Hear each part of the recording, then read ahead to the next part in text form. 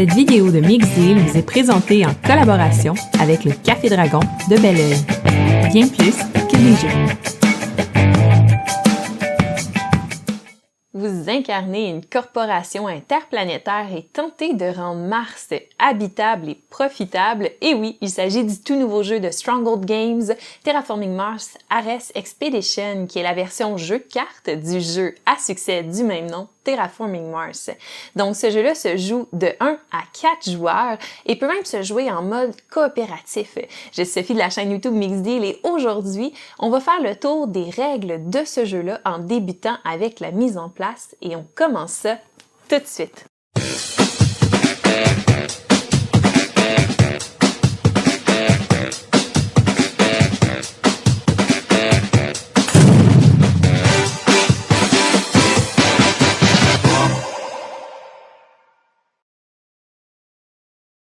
On commence tout d'abord par placer le plateau de jeu au centre de la table. Ensuite, on va prendre le token pour noter l'évolution de l'oxygène et de la température et on va les placer à 0 sur chacune des échelles.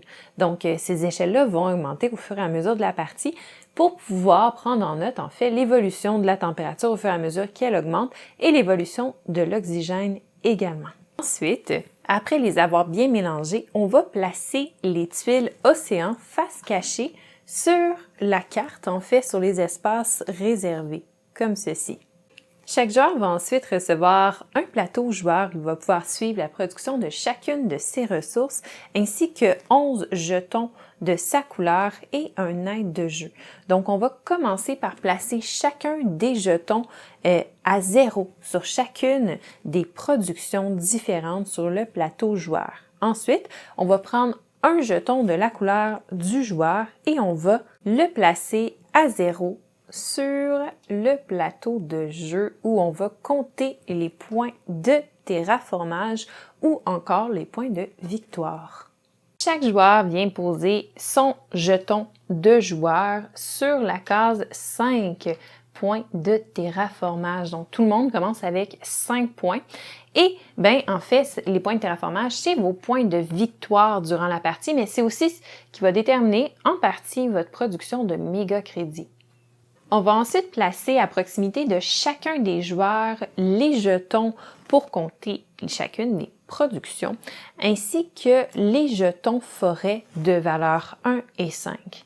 Finalement, ce qu'on va faire, c'est qu'on va placer les jetons de tour côté porte fermée visible, donc comme ceci, versus de l'autre côté où le tour est inscrit, et on va les mettre en ordre sur le côté droit du plateau, où il y a des petites encoches pour pouvoir les placer, comme ça.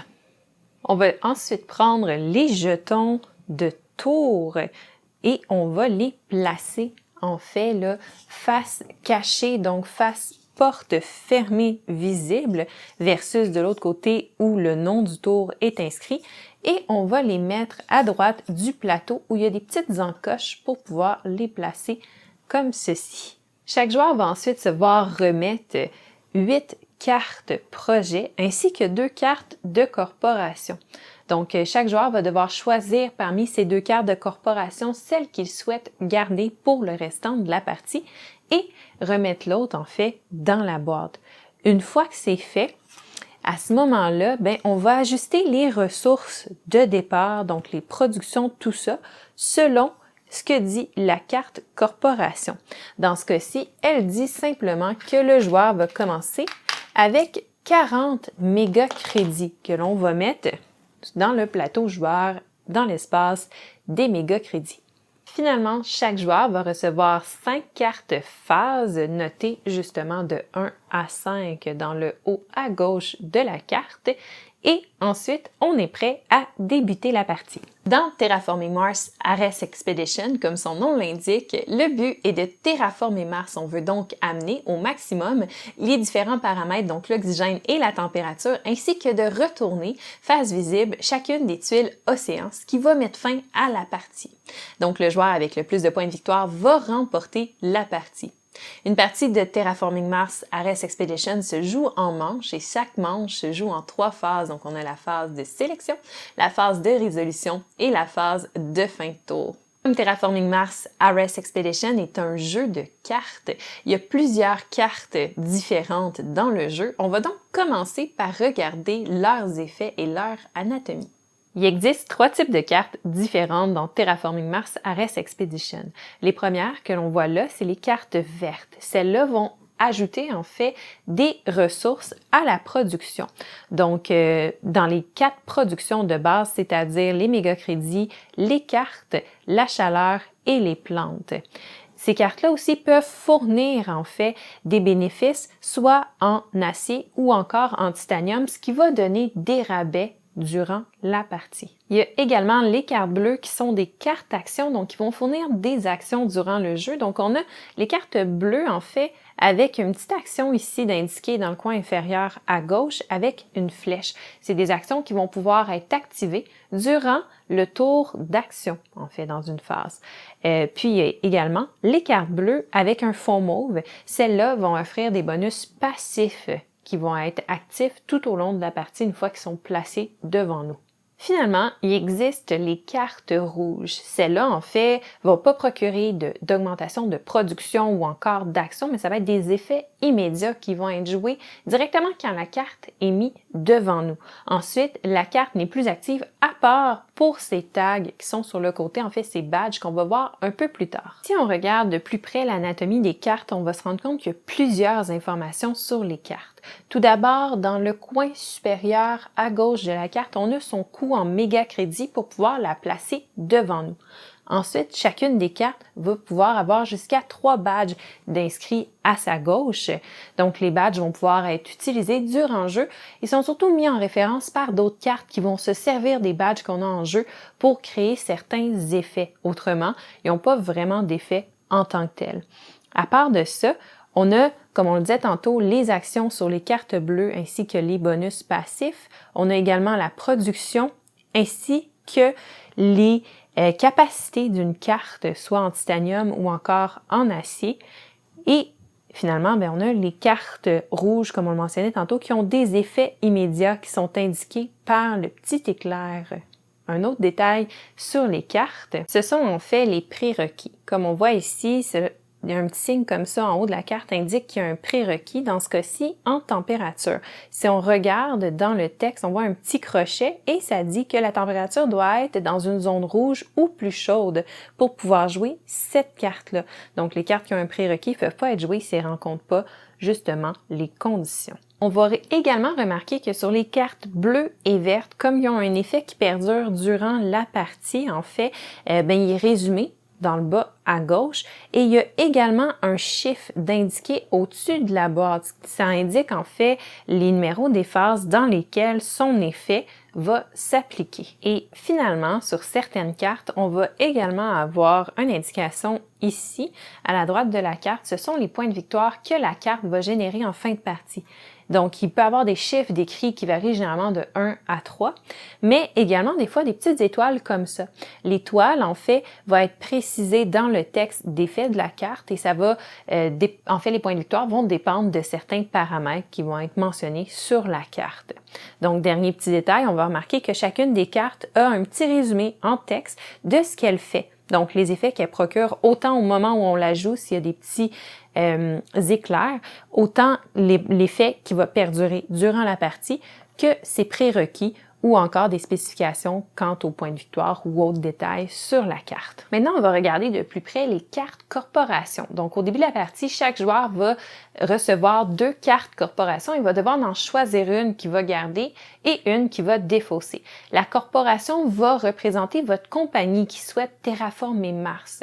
Donc, cette compagnie-là va vous procurer en fait des bénéfices ainsi que des ressources de départ, des fois des bonus en production ou des bonus passifs. Donc, toute l'information se trouve sur la carte. Donc, tout d'abord, les cartes de corporation peuvent fournir des badges, donc ils peuvent être utilisés par d'autres cartes durant le jeu. Ensuite, on voit en haut à droite un chiffre en mégacrédits, en fait. Ça va indiquer avec combien de mégacrédits vous avez débuté la partie. Ensuite de ça, on voit les effets qui sont marqués. Donc, certaines fois, comme ici, ça va vous permettre de commencer avec une production plus élevée dans certaines ressources. Des fois, vous allez avoir des capacités avec d'autres ressources, comme ici avec le titanium, et des fois même, vous allez avoir des bonus passifs qui sont décrits sur votre carte de corporation. Dans tous les cas, en fait, vous lisez ce qui est écrit sur votre carte corporation et vous appliquez son effet avant de débuter la partie et au cours de la partie si jamais il y a lieu. Finalement, le dernier type de carte qu'on va regarder, ce sont les cartes phases. Donc, les cartes phases sont jouées à chaque tour de jeu pour déterminer quelles phases vont avoir lieu. Donc, chaque joueur va en sélectionner une secrètement. Les cartes phases sont les mêmes pour chaque joueur, sont numérotées de 1 à 5, comme on voit sur le coin en haut à gauche. Chacun porte un nom différent, qui est le nom de la phase. Et là, on voit l'habilité de chacune des cartes, qui est en fait le résumé de ce que cette phase-là va procurer comme action à tous les joueurs. Donc, quand vous jouez cette carte-là, cette phase-là va s'activer durant le tour et tous les joueurs vont pouvoir bénéficier de cette habilité-là et de faire ces actions-là. Par contre, chacune des cartes a également un bonus marqué dans le bas. Le bonus appartient seulement à la personne qui a joué la carte. Donc, si vous avez décidé que vous jouez la carte recherche, vous allez appliquer son bonus, tandis que tous les autres joueurs qui ont joué autre carte que recherche vont seulement avoir droit de réaliser l'habilité marquée dans le haut de la carte. Comme Terraforming Mars Ares Expedition est un jeu de gestion de ressources, les joueurs vont avoir la chance de récolter, produire et dépenser différents types de ressources dans le courant de la partie. Donc, on va aller voir de plus près toutes ces ressources-là. Donc, dans le jeu, il va y avoir 3 marqueurs de ressources différents, donc celui en bronze, en argent et en or, qui valent chacun respectivement 1, 5 et 10. Ils valent 1, 5 et 10 dans quoi? En fait, ils vont valoir 1, 5 et 10 dans la ressource dans laquelle il va être placé sur le plateau joueur. Donc, ces cubes-là vont représenter toutes les ressources du jeu. Donc, le plateau joueur va servir non seulement à noter la production dans les différentes ressources du jeu, mais également combien on en possède dans chacune des ressources. Donc, les différentes ressources en jeu, on a les méga crédits. Donc, les méga crédits qui sont gardés ici sur le plateau joueur, c'est votre argent. C'est ça qui va vous permettre, entre autres, d'acheter des cartes projets pour les placer devant vous, mais également de payer certaines actions spéciales durant la phase d'action pour pouvoir, par exemple, tourner une seule océan, acheter une forêt pour augmenter l'oxygène ou encore augmenter la température de Mars. Donc, ce sont les méga crédits. Ensuite, l'autre ressource ici, c'est les cartes. Donc, pendant la phase de production, vous allez pouvoir produire des cartes, donc en piocher des nouvelles pour les mettre dans vos mains. Une autre ressource, c'est la chaleur. Donc, la chaleur va s'accumuler ici à chaque fois qu'il y a une phase de production, selon votre production de chaleur qui est notée sur le côté. Et la chaleur va vous servir à augmenter la température de Mars. Donc, durant la phase d'action, vous allez pouvoir dépenser 8 chaleurs pour augmenter la température de 1. Ensuite, on a les plantes qui sont juste ici. Encore une fois, on a la production qui est à gauche, la quantité de plantes que vous possédez qui est à droite.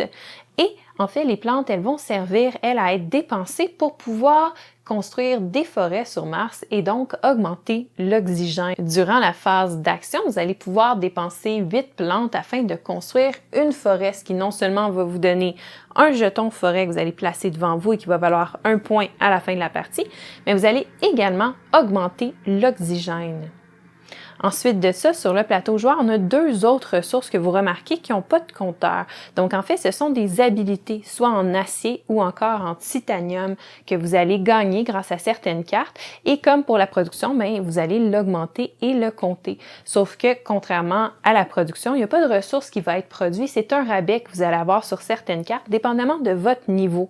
Donc, ici, pour chaque niveau que vous avez en acier, vous avez un rabais de 2 $ sur les cartes qui possèdent un badge construction, comme celle-ci ici. Donc, à la place de coûter 4 méga crédits, elle vous coûterait maintenant 2 méga crédits. Ou en fait, vous êtes sur 2, donc elle serait gratuite. C'est la même chose ici avec l'acier. Donc, vous gagnez un rabais sur les cartes, cette fois-ci, qui ont un badge espace comme celle-ci. Donc, pour chaque étape que vous avez franchie ici avec votre acier, vous allez avoir un rabais de 3 mégacrédits sur les cartes avec un badge espace. Donc ici, on est à 2. Donc, on va avoir un rabais de 6. Donc, cette carte-là va nous coûter seulement 4 mégacrédits. Donc, tantôt, je vous expliquais que pendant la phase d'action, vous pouvez dépenser 8 chaleurs pour pouvoir augmenter la température de Mars. Donc, qu'est-ce qui se passe quand on augmente la température? On va augmenter ici sur l'échelle de une case par fois qu'on a augmenté la température. Et à chaque fois que vous faites ça, mais vous gagnez un point de terraformage, ce qui vous donne des points de victoire, mais également augmente votre production de mégacrédits durant la phase de production. Même chose lorsqu'on va augmenter l'oxygène en dépensant 8 plantes, on va augmenter l'oxygène ici et ça va nous donner un point de terraformage, mais en plus de tout ça, comme je le mentionnais tantôt, vous allez gagner un jeton forêt que vous allez pouvoir placer devant vous et qui va valoir un point à la fin de la partie. Donc, outre les ressources qu'on peut produire et accumuler sur son plateau joueur, il y a également des ressources qu'on va produire sur certaines cartes. Donc, il y a les microbes, les animaux et la science qui vont être produits de différentes façons sur certaines cartes et généralement qui vont soit nous donner des actions spéciales si on dépense ces ressources-là par la suite durant la phase d'action, ou encore qui vont nous fournir des points de victoire à la fin de la partie, tout dépendant du nombre de ces ressources-là que l'on retrouve sur la carte en question. Maintenant qu'on est un peu plus à l'aise avec les différentes ressources et les différentes cartes, on va regarder comment se passe un tour de jeu. Donc, les tours de jeu vont débuter par la phase de sélection ou de planification où les joueurs vont secrètement sélectionner une des 5 cartes phases dans leurs mains afin de sélectionner cette phase-là qui sera jouée durant la phase de résolution. Donc, durant la phase de planification, chaque joueur va regarder les cartes phases qu'il possède en main et va en choisir une à jouer pour ce tour-ci. Donc, c'est pas les 5 phases qui vont être jouées durant un tour de jeu, mais seulement les phases décidées par les joueurs. Donc, secrètement, ils vont en choisir une et laisser les autres de côté face cachée. Donc, par exemple, je pourrais décider de jouer une carte développement. Donc, je sélectionne cette carte-là. Donc, comme expliqué tout à l'heure, en sélectionnant cette carte-là, en fait, on va jouer la phase développement. Donc, tous les joueurs vont avoir le droit de réaliser l'habilité de la carte durant la phase développement, qui est la phase numéro 1. Mais seulement moi, vu que j'ai sélectionné la carte, va pouvoir effectuer son bonus. C'est à noter que si plusieurs joueurs sélectionnent la même carte, cette phase-là du jeu va jouer seulement une fois. Donc, même si 2 joueurs ont sélectionné développement, on va seulement faire développement une fois. En plus de tout ça, on ne peut pas sélectionner la même phase 2 tours d'affilée. Donc, si ce tour-ci, j'ai sélectionné développement, donc le tour prochain, je vais devoir la placer devant moi en sens inverse comme ça. Et la prochaine carte que je vais sélectionner pour la phase de planification va être placée par-dessus. Comme ça, je suis certaine de ne pas sélectionner par erreur 2 fois la même carte dans 2 tours d'affilée. Une fois que tous les joueurs ont sélectionné leurs cartes phase, on les révèle et ensuite, on va aller retourner les jetons de phase des phases qui ont été sélectionnés pour être un aide visuel à savoir qu'est-ce qu'on va devoir jouer ce tour-ci. Donc, comme mentionné tout à l'heure, il y a 5 phases possibles dans un tour de jeu, mais c'est seulement les phases qui ont été sélectionnées par les joueurs qui vont être jouées. Celles qui n'ont pas été sélectionnées sont ignorées pour ce tour-ci. Ensuite vient la phase de résolution, où chacune des phases qui ont été sélectionnées par les joueurs au tour précédent vont être résolues une à une dans l'ordre. Donc, tous les joueurs vont pouvoir participer à chacune des phases. Par contre, le joueur qui va l'avoir sélectionné va avoir une action bonus. Voyons voir de plus près chacune de ces phases. Donc, la première des phases est la phase développement. C'est par celle-ci qu'on va commencer si un joueur l'avait sélectionné et ça va permettre à tous les joueurs de jouer une carte verte qu'ils avaient dans leurs mains, dans leur espace de jeu devant eux. Donc, pour faire ça, il faut payer le coût en mégacrédits de la carte en les prenant sur notre plateau joueur. Donc, dans ce cas-ci, 11 mégacrédits. Ensuite de ça, il ne faut pas oublier que les cartes vertes vont souvent nous fournir, comme dans ce cas-ci, des bonus directement qu'on les joue, comme dans ce cas-ci, gagner 3 plantes qu'on va rajouter sur notre plateau joueur, mais ça va également augmenter notre production de méga crédits de 2. Donc, il ne faut pas oublier de tout noter sur notre plateau joueur pour rien oublier. Donc, comme je le disais, on va noter sur le plateau joueur, on augmente notre production de méga crédits de 2 et on a gagné 3 plantes qu'on va ajouter à nos plantes sur notre plateau joueur. Il y a certaines cartes vertes, en fait, qui vont nous permettre d'influencer certaines de nos productions selon les différents badges qu'on a en jeu. Comme celle-ci, par exemple, va augmenter notre production de méga crédits par chaque 2 badges bâtiments que l'on possède sur nos cartes qui sont devant nous, donc en jeu. Ici, ça va augmenter notre production de chaleur selon les badges énergie qu'on va avoir sur les cartes en jeu. Donc, autant les cartes bleues, rouges et vertes qui ont été jouées précédemment, qui sont devant nous, vont compter. Et ici, bien, c'est notre production de chaleur qui va être augmentée par les badges espace. C'est important de noter que, au fur et à mesure de la partie, quand on va ajouter des cartes avec les badges correspondants en jeu, ça va continuer de modifier notre production. Donc, il faut être sûr d'en tenir compte pour pas, en fait, manquer d'opportunité d'augmenter nos productions dans les différentes ressources. Et finalement, le bonus pour la personne qui a joué la carte développement durant la préparation, c'est de payer 3 méga crédits de moins pour jouer sa carte verte devant lui. La deuxième phase que l'on va jouer dans l'ordre, si jamais elle a été sélectionnée, c'est la phase numéro 2 qui est la phase construction. Celle-là va nous permettre de mettre en jeu soit une carte rouge ou encore une carte verte. Dans tous les cas, il faut payer son coût en méga crédit qui est indiqué sur la carte à partir de nos méga crédits que l'on possède pour pouvoir la mettre en jeu. Le bonus pour la personne qui a sélectionné cette carte-là, ça va être de pouvoir jouer une autre carte rouge ou bleue devant lui ou encore de piocher une carte du paquet pour l'ajouter à sa main. Donc, une petite note sur comment payer pour le coût des cartes. Donc, on va utiliser nos méga crédits qui sont sur notre plateau joueur, donc dans la case du haut, qu'on va dépenser pour payer le coût d'une carte. C'est à noter qu'à tout moment, vous pouvez dépenser une de vos cartes que vous avez en main, donc vous la défaussez et vous la perdez, mais vous gagnez 3 méga crédits supplémentaires pour vous aider à payer une carte pour la mettre en jeu.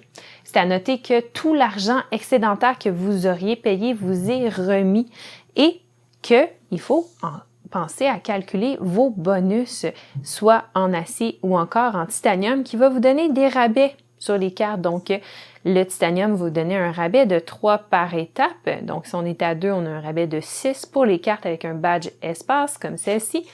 Donc, celle-ci ici nous coûterait 11 méga crédits plutôt que 17 et que l'acier va vous donner un rabais de 2 méga crédits sur les cartes avec un badge de construction pour chaque étape. Donc, si on est à 2, ici, on a un rabais de 4, ce qui veut dire que cette carte-là nous coûterait 6 méga crédits. C'est à noter que certaines cartes possèdent des prérequis pour pouvoir être jouées. Donc, des fois, ce sont des prérequis qui sont en lien avec les paramètres. Donc, dans ce cas-ci, c'est en lien avec la température. Ici, c'est en lien avec le nombre d'océans qui a été retourné.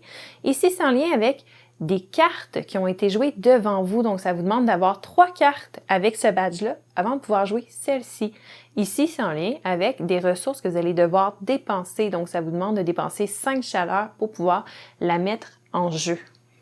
Donc, il faut respecter ces prérequis-là. Autrement, on ne peut pas mettre ces cartes-là en jeu. La troisième phase à jouer, si elle a été sélectionnée, c'est la phase d'action. Cette phase-là va vous permettre d'activer chacune de vos cartes actions qui a été placée devant vous avec une petite flèche action, comme celle-ci. Donc, vous pouvez toutes les activer une fois. En plus de tout ça, vous allez pouvoir réaliser les actions de base qui sont au bas de votre plateau autant de fois que vous le voulez ou que vous le pouvez selon vos ressources.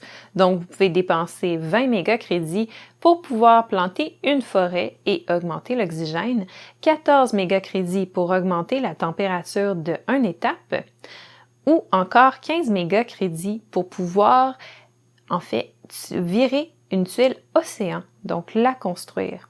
En plus de tout ça, comme je le mentionnais tout à l'heure, vous allez pouvoir dépenser 8 plantes pour pouvoir placer une forêt, augmenter l'oxygène, donc même chose qu'ici. Et 8 chaleur pour augmenter la température de 1, donc même chose qu'ici.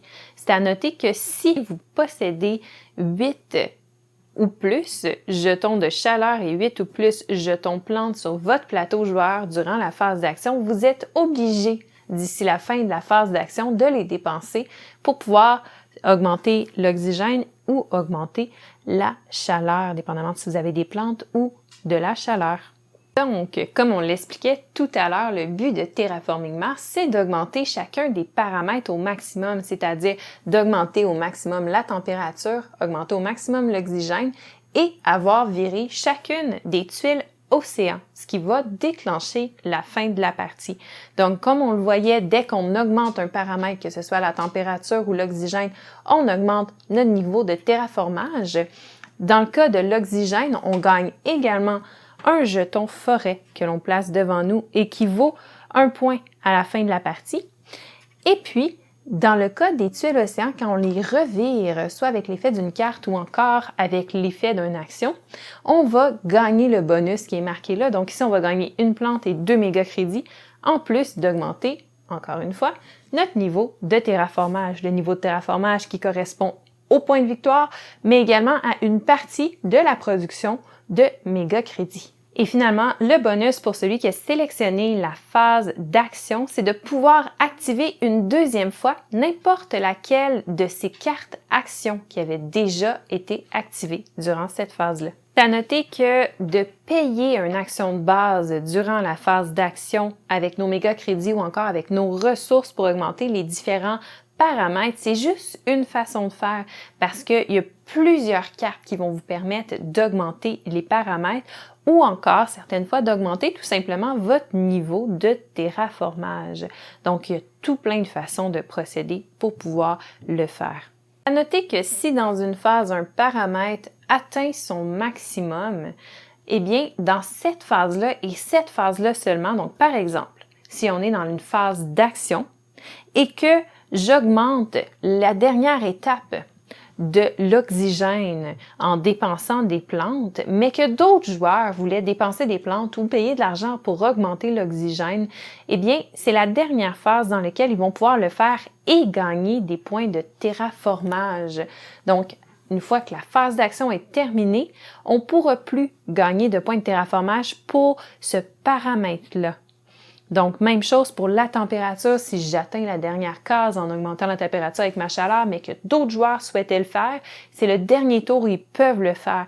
Et si moi, je voulais le faire plus d'une fois, c'est le dernier tour également où je pouvais le faire. Même chose pour les tuiles océan. Donc, si toutes les tuiles ont été virées, mais que moi, je souhaitais le faire durant la même phase, je peux le faire, mais c'est la dernière phase où je vais pouvoir le faire. Et là, le bonus, ça va être la dernière tuile qui a été virée. Donc, c'est une petite note comme ça, très importante, un petit détail qu'il n'y a pas dans Terraforming Mars. Et c'est à noter finalement qu'on peut toujours construire des forêts, même si l'oxygène est à 100%. C'est juste qu'à ce moment-là, on ne gagnera pas de points de terraformage, mais les forêts valent 1 point à la fin de la partie. La 4e phase, si elle a été sélectionnée, c'est la phase de production. Donc, chaque joueur va pouvoir produire des ressources selon sa production sur son plateau joueur. Donc, le joueur commence par regarder combien il produit chacune des ressources, autant en mégacrédits, en cartes, en chaleur et en plantes, et va gagner ces ressources-là. Pour les mégacrédits, par contre, on va gagner la production de mégacrédits plus notre niveau de terraformage. Donc, si je suis rendu à 10 points de terraformage, je gagne 10 mégacrédits supplémentaires à ma production de mégacrédits. Ici, la production de cartes, je pioche des cartes tout simplement que je rajoute dans mes mains. Production de chaleur, j'ajoute la chaleur ici. Même chose pour la production de plantes. Bonus pour le joueur qui a choisi cette carte phase-là, il va gagner 4 mégacrédits supplémentaires. La 5e et dernière phase qui va être jouée si elle a été sélectionnée, c'est la phase de recherche où chacun des joueurs vont pouvoir piocher 2 cartes dans la pioche et en sélectionner une qu'ils vont garder en main. Un bonus pour le joueur ayant sélectionné cette phase-là, ça va être de piocher 3 cartes supplémentaires pour un total de 5 et en garder une supplémentaire pour un total de 2. Donc, le joueur qui a choisi la carte recherche pioche 5 cartes, et en choisit 2 qu'il va conserver dans ses mains. Une fois la phase de résolution terminée, on passe à la phase de fin de tour où chaque joueur doit se départir de toutes les cartes excédentaires à 10 qu'il possède en main. Chaque carte qui va avoir défaussé de cette façon va lui rapporter 3 méga crédits. Ensuite, les jetons de tour sur le plateau de jeu vont être retournés face cachée et la carte de face de chaque joueur va être laissée sur la table en billet afin de ne pas être sélectionnée le tour suivant. La partie va prendre fin à la fin du tour où chacun des paramètres vont avoir atteint le maximum et chacune des tuiles océans vont avoir été retournées. À la fin de la partie, on va calculer les points de victoire en regardant le niveau de terraformage de chacun des joueurs et en y ajoutant 1 point pour chaque jeton forêt possédé par le joueur. Et finalement, on additionne les points de chacune des cartes en jeu. Il faut faire attention parce qu'il y a certaines cartes qui vont soustraire des points plutôt qu'en rajouter. Donc, c'est à noter que ça, c'est seulement un exemple. Évidemment, à la fin d'une partie de Terraforming Mars, on va avoir beaucoup plus de cartes devant nous qui valent des points. C'est important de ne pas défausser aucune carte avant d'avoir fait le compte total des points parce que certaines cartes points vont être, vont varier selon les cartes que vous avez devant vous. Le joueur avec le plus de points de victoire remporte la partie. En cas d'égalité, c'est le joueur qui va avoir le plus de méga crédits chaleur et plantes combinés qui va remporter la partie. N'oubliez pas à ce moment-là de compter chacune des cartes que vous avez en main et de les défausser pour gagner 3 méga crédits supplémentaires. Donc, et voilà, c'est comme ça qu'on joue à Terraforming Mars Ares Expedition. C'est à noter que dans la boîte de base, vous avez également un mode pour jouer à 2 joueurs en coop et un mode solo. Donc, c'est ce qui met fin à ma vidéo règle de Terraforming Mars Ares Expedition. J'espère que ça vous a donné une bonne idée de comment le jeu se joue et si c'est un jeu qui est fait pour vous ou non. Donc, si vous avez aimé la vidéo, n'hésitez pas à laisser un pouce en l'air, un commentaire, à vous abonner également et à sonner la cloche pour pas manquer aucune vidéo que je mets en ligne très régulièrement. Et d'ici là, je vous souhaite une super belle journée et à la prochaine. Au revoir.